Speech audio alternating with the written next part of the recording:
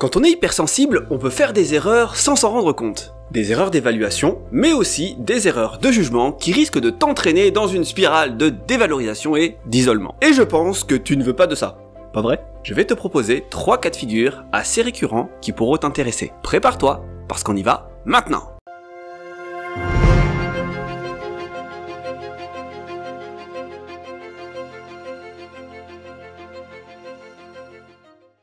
Hello chers héros, chères héroïnes, ici Lishan, formateur, coach, spécialiste de l'accompagnement de l'hypersensibilité.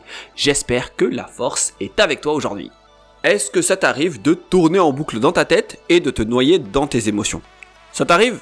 Bon, si c'est le cas, tu es à la bonne place, donc reste bien jusqu'au bout. Et c'est parti pour les 3 erreurs à éviter quand on est hypersensible. Erreur numéro 1, trop te focaliser sur les détails qui t'intéressent. Quand je dis qui t'intéresse, c'est qu'ils viennent confirmer un point de vue déjà existant.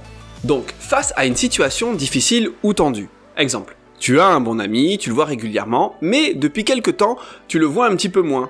Ou alors, cas de figure numéro 2, tu as l'impression qu'il ou elle te cache quelque chose.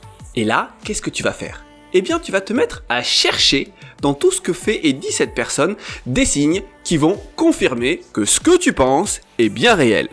Tu te mets en mode Sherlock Holmes du samedi après-midi. Bah oui, parce que le reste du temps, tu bosses. Peut-être pas.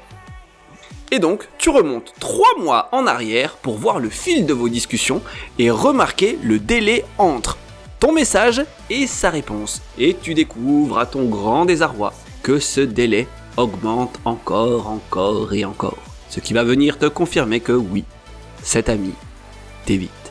Ou alors, tu vas te mettre à chercher des contradictions dans tout ce que te dit ta personne au travers des messages. Attends, mais là, elle était censée partir en vacances. Et du coup, là, elle me dit qu'elle est en rayon de travail. Oh purée, je l'ai coincé. Ouais. Bon, on va se calmer un peu, parce que... Conséquence directe. Tu rentres dans l'effet tunnel. Et là, tu vas direct, hein. Pas de péage, télépéage, ça s'ouvre, bam, tu rentres dedans. Et avec cet effet tunnel, tu risques d'alimenter ta suspicion en focalisant ton esprit sur tout ce qui va venir renforcer ton hypothèse de base. Bien.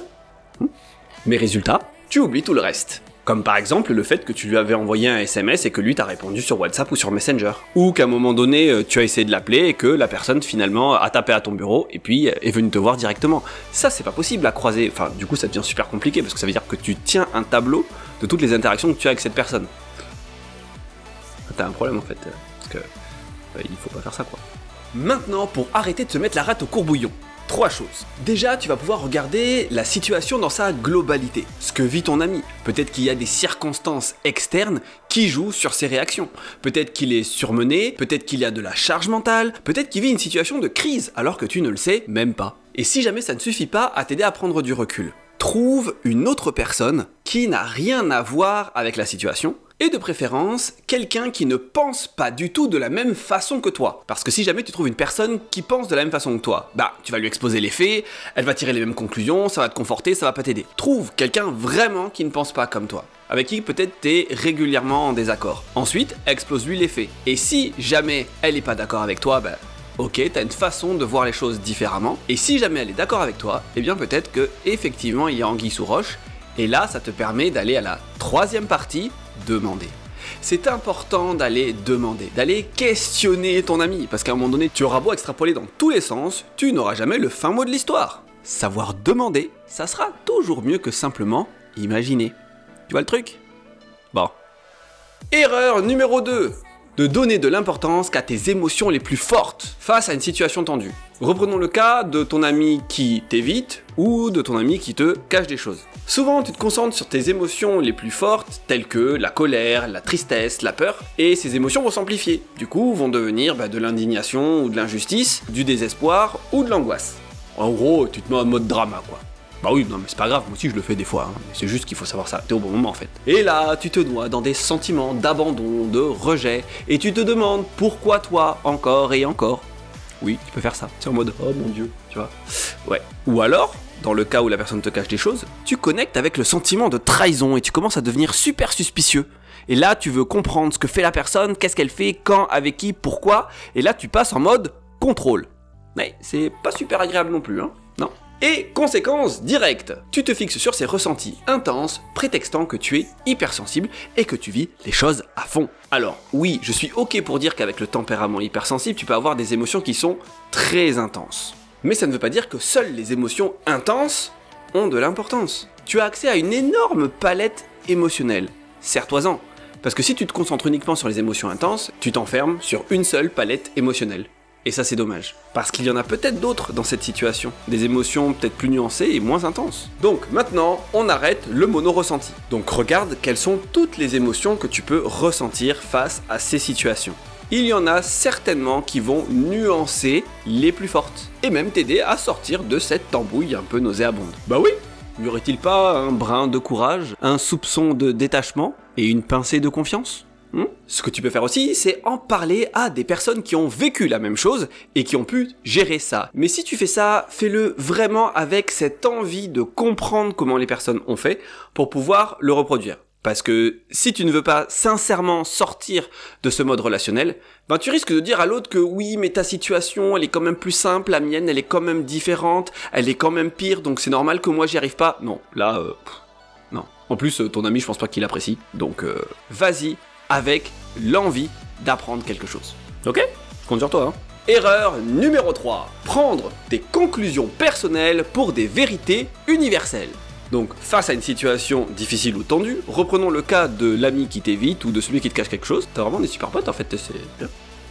Tu tires tout un tas de conclusions qui vont renforcer tes perceptions et tes ressentis.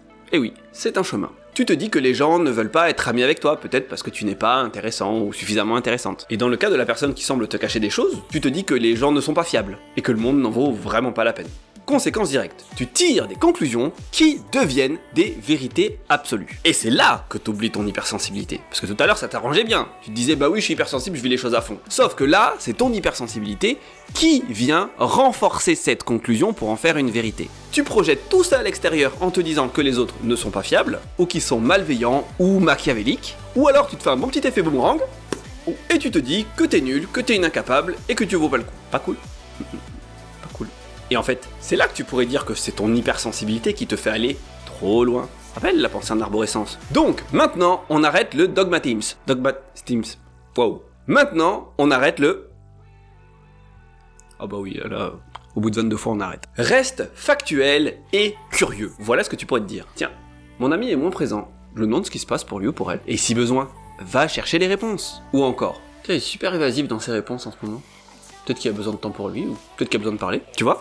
Là, tu deviens beaucoup plus factuel, et ta curiosité t'aide à devenir beaucoup plus constructif. Ensuite, tu peux en parler à des personnes qui ont traversé ce genre de situation, et qui ont réussi à s'en sortir, qui ont réussi à les gérer. Et demande-leur ce qu'elles en ont appris.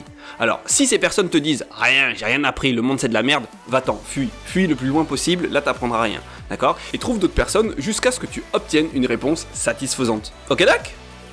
Bueno. Nous arrivons à la fin de cette vidéo. Les 3 erreurs à éviter quand on est hypersensible. Trop te focaliser sur les détails qui t'intéressent, ne donner de l'importance qu'à tes émotions les plus fortes, et prendre tes conclusions pour des vérités. J'espère que maintenant tu as de quoi faire face à ces difficultés. Donc si la vidéo t'a plu, je t'invite à la liker, ça aidera à son référencement. Si elle peut aider quelqu'un qui vit ce genre de difficultés, n'hésite pas, tu lui partages. Et si tu as des remarques, ça se passe en commentaire. Dans tous les cas, prends bien soin de toi, que la force soit avec toi, à la semaine prochaine. Salut!